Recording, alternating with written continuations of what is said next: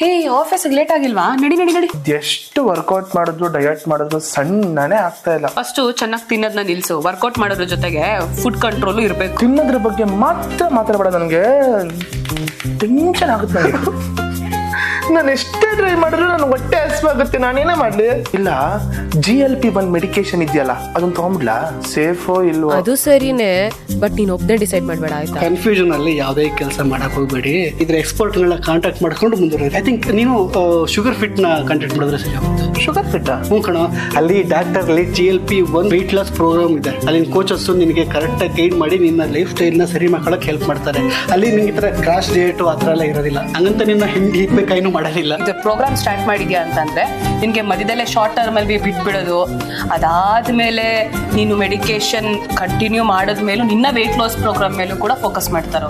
ತುಂಬಾ ಸೆನ್ಸಿಬಲ್ ಇದೆ ಅಲ್ವಾ? ಆಕ್ಚುಲಿ ನಾನು ಟ್ರೈ ಮಾಡ್ಬೋದು. ಆದ್ರೆ ಒಂದೇ ಒಂದು ಏನೇ ಆದ್ರೂ ಶುಗರ್ ಫಿಟ್ ಡಾಕ್ಟರ್ನ ಕನ್ಸಲ್ಟ್ ಮಾಡಿನೇ ನೀನು ಮುಂದೆ